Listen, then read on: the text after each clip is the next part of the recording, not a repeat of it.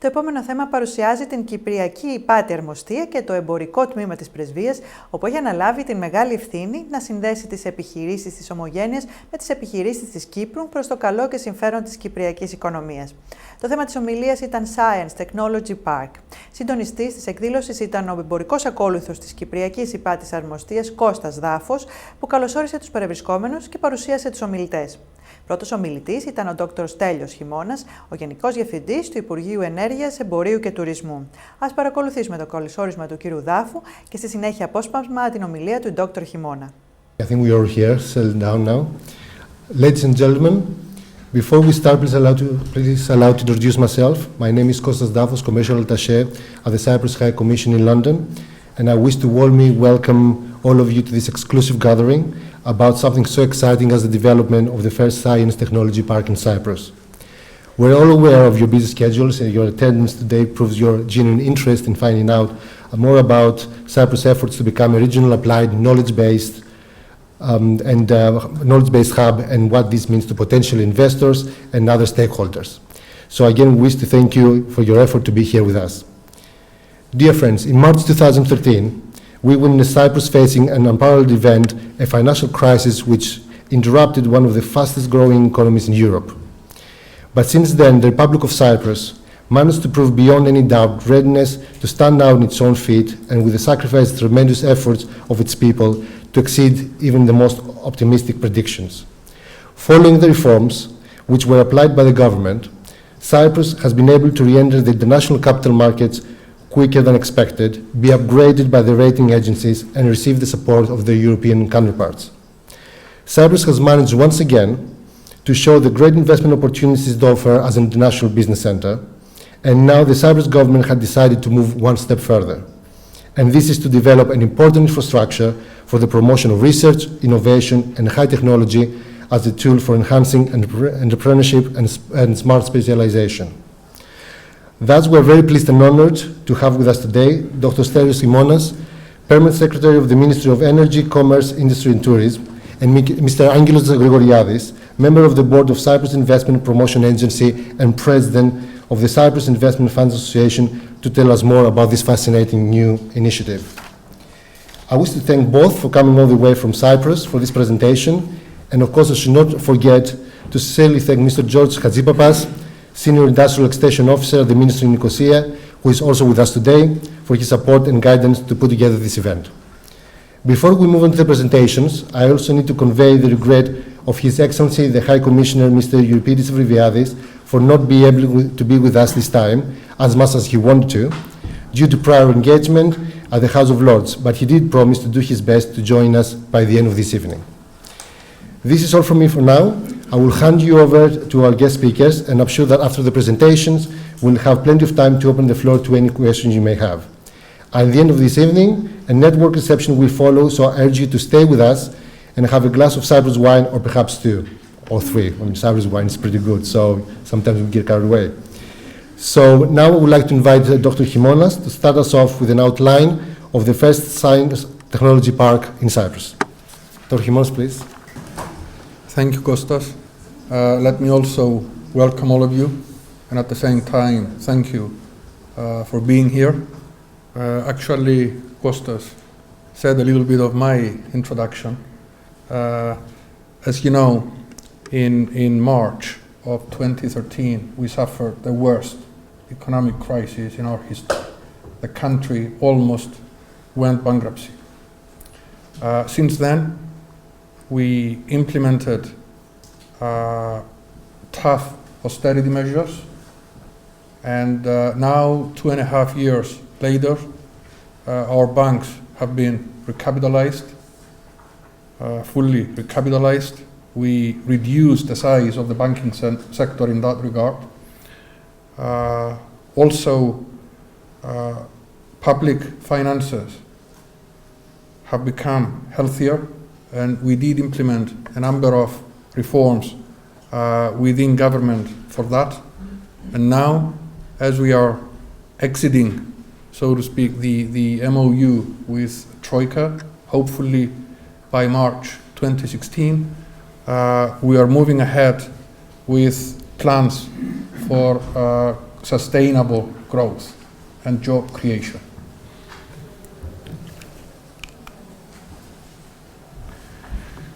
Now,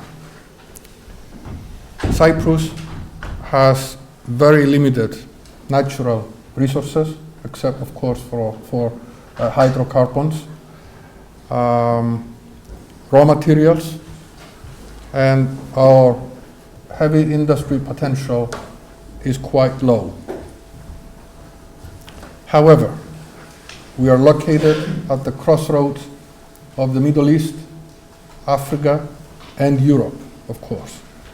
We are the only EU member state and also a member of the Eurozone in the area.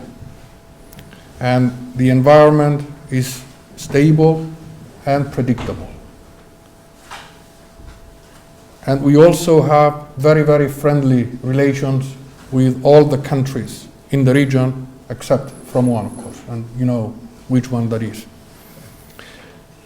So if one establishes himself in Cyprus, he will be, we think, in a very, very good environment, and he can reach out in a vast market in the area. In addition, the standard of living in Cyprus is pretty high. The weather is excellent, food is excellent, living conditions are excellent. Also, all kinds of services are there. The tax system is quite attractive. Corporate tax is only 12.5%. I think the lowest in Europe, or one of the lowest in Europe. And also, last but not least, probably our biggest asset, our human capital. Most of our graduates, our high school graduates, go to college, and about 25% major in STEM fields, science, technology, engineering, or math. So we see that there is great innovation and entrepreneurial potential in Cyprus. So our vision is to transform Cyprus into a regional center for applied research, innovation, technology, and entrepreneurship. And it's not a surprise that in the newly developed growth strategy, entrepreneurship and innovation are at the center of this strategy. We did develop a national policy statement for the improvement of the entrepreneurial ecosystem in Cyprus.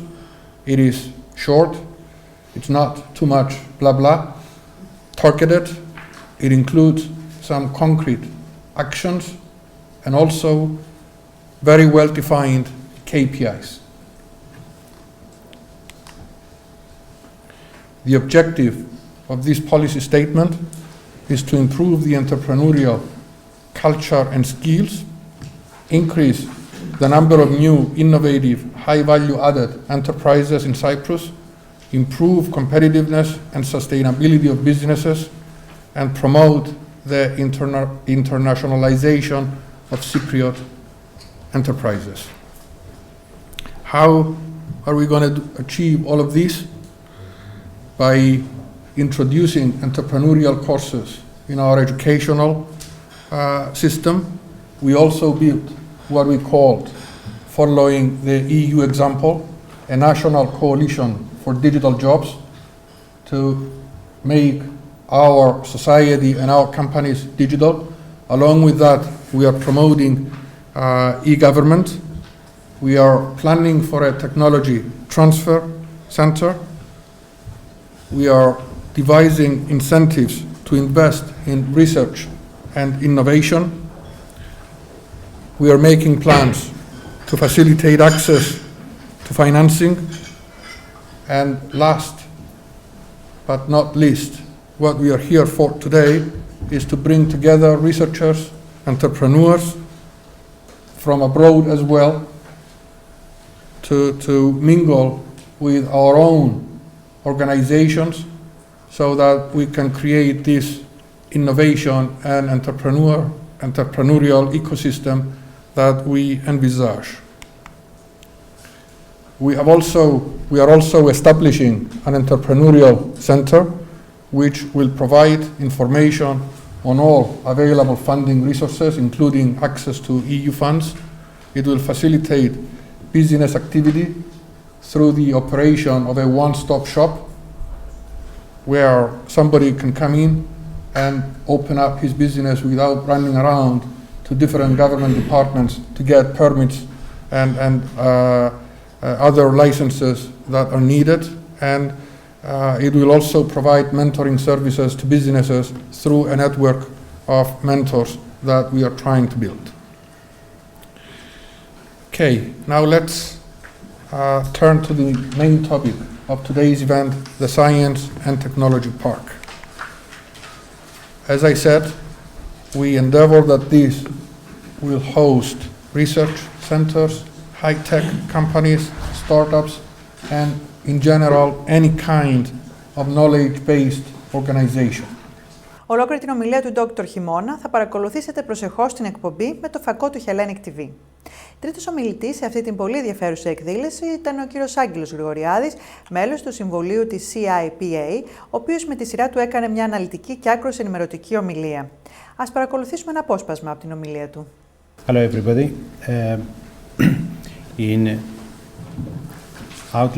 In producing these incentives, we have looked at different countries where technological parks are operating in an attempt to find as many as possible incentives that we can provide. But we also have taken into consideration that Cyprus, being an EU country, has to go along with the guidelines as to what it could be provided. And but I would like to outline the incentives. Apart from those that are available for the strategic investor, there are incentives for high-paid employees and low-paid employees who come and work in the technological park, and there are also incentives for the companies who will be operating there. So I will start with the incentives that we have for high-paid employees who take up residency in Cyprus for the first time and are employed by a Cypriot entity. The first incentive, it relates to if they earn more than 100,000 euros per year, there is an exception of 50% of that income from the income tax provisions, of the personal income tax provisions. The maximum rate that we have for taxing individuals after the non-taxable amount, which is 20,000 euros, it climbs up to 35%. Therefore, if 50% is exempt of your income, then the effective tax maximum climbs up to 17.5%. So you would appreciate this is a very good incentive for high-paid employees, maximum tax rate of 17.5%. And this exemption is now under review in the House of Representatives, and there will be an extension to that to from 5 years to 10-year period. So anybody who comes and works from now has a 10-year period with the maximum tax rate of 17.5%. We also have an incentive for low-paid employees who take up residency again for the first time. This incentive is running for 3 years and is to be extended up to 2020. And the maximum exemption is 20% of the remuneration, or 8,550 tax credit, whichever is the maximum. So again, for lower and high-paid employees, there is a very good incentive in taking up residency in Cyprus. We have also in Cyprus introduced the so-called domicile status, which you are very well aware in the UK. Non-domicile Cypriot tax residents are exempt from the special contribution that we have on dividends, interest, and rents.